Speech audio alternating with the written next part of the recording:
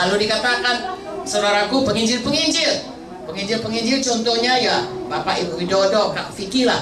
Kalau dia maju, saudaraku, yang dia tahu semua orang mesti bertobat, ya, dan semua orang mesti menerima kuasa Tuhan.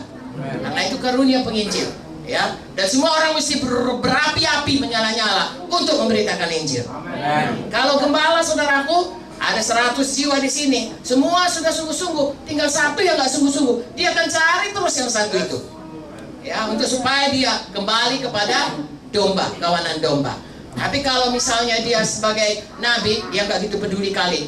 Dia cuma bilang, itu yang satu itu membandel itu, biarin dia, nanti dia mengotorin yang lain, ya. Tapi kalau gembala sini, saya percaya gembala saudara mempunyai hati demikian. Tetap mencari saudara sampai saudara bisa digembalakan dengan baik. Ya, guru-guru, nah misalnya kalau guru-guru itu dia menerangkan dari kita nggak tahu menjadi tahu, dari bodoh menjadi pintar. Makanya saudara ikuti training, ya, supaya saudara tahu semua jalan Tuhan. Bertambah hari bertambah mengenal jalan Tuhan. Haleluya.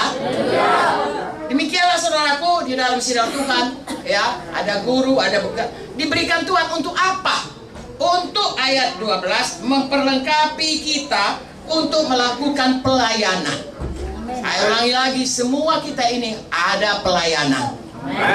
Kalau saudara nggak tahu, tanya Bapak Gembala sidang saudara. Saya ini rasanya kok harus melayani, ya, berilah saya pengertian atau tugas di mana saya melayani. Kalau saudara tahu, misalnya saudara merasa saudara itu adalah seorang yang bisa memimpin KKS, beritahu sama Bapak, saya udah siap Pak untuk melayani dalam kelompok sel. Tolong Pak, saya supaya bisa menjalankan karunia saya, panggilan saya. Haleluya. Jadi tidak ada yang lumpuh. Haleluya.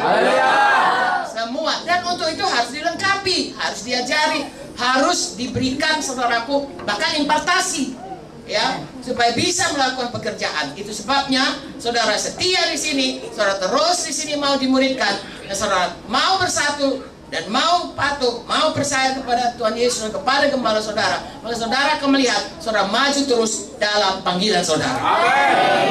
Haleluya. Ayat 13 kita baca, sampai kita semua telah mencapai kesatuan iman, pengetahuan yang benar tentang anak Allah, kedewasaan penuh, tingkat pertumbuhan sesuai dengan kepenuhan Kristus, sehingga kita bukan lagi anak-anak yang diombang-ambingkan oleh rupa-rupa pengajaran, oleh permainan palsu manusia, dalam kelicikan mereka yang menyesatkan. Saudaraku, yang paling mudah disesatkan atau ditipu adalah orang yang masih anak-anak.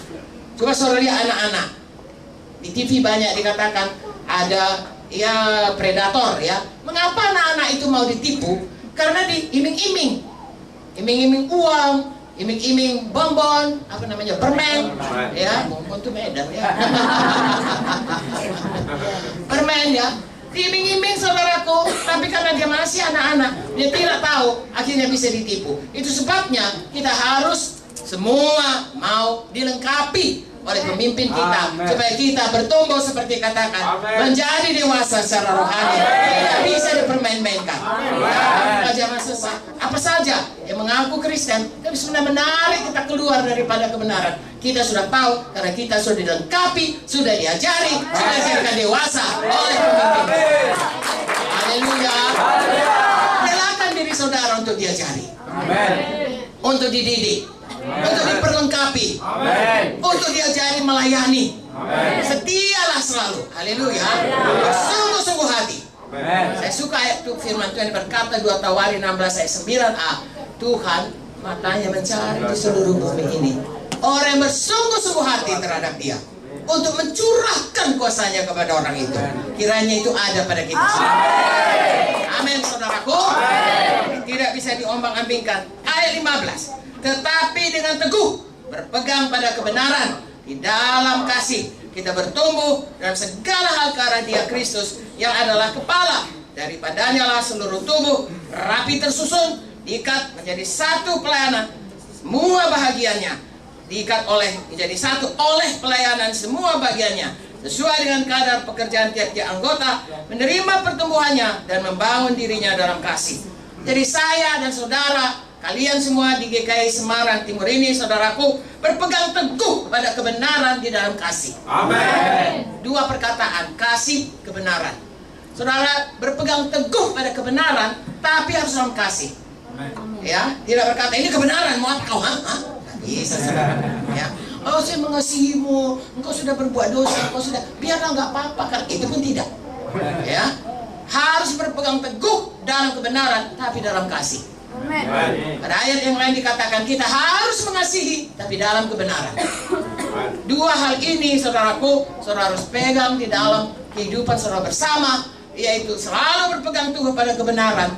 Tidak mau menyimpang. Siapakah kebenaran? Tuhan Yesus. Apakah kebenaran? Firman Tuhan. Amin. Ikut itu saudaraku, tapi lakukan itu dalam kasih. Kasih itu panjang sabar, kasih itu murah hati. Dilakukan itu semua sehingga sidang ini tetap menjadi satu dan bertumbuh bersama-sama. Ikat bersama oleh pelayanannya masing-masing.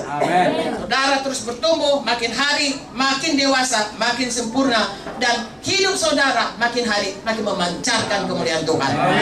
Tuhan akan bersuka cita, dan saudara setiap perkara kecil Tuhan akan berikan perkara besar. Dari satu gereja punya cabang yang lain, sampai saudara menerangi seluruh Jawa Tengah, bahkan sampai ke ujung bumi. Haleluya. Jadi sebagai satu kesatuan, saya dan saudara harus selalu menjaganya. Apapun yang jadi, saudara kata saya dipanggil untuk satu kesatuan dalam sidang di Semarang Timur ini, saya tidak mau merusak persatuan. Saya lah yang dipanggil Tuhan untuk menjaga persatuan itu. Saudara kalau sudah kira-kira tahu di mana missnya, saudara baca kembali ini dan saudara ikut, maka Tuhan akan menolong kita semuanya. Sehingga sidang saudara, sidang Tuhan di Semarang Timur ini bertambah hari, bertambah bersatu, bertambah kuat, bertambah dewasa, bertambah berganda-ganda.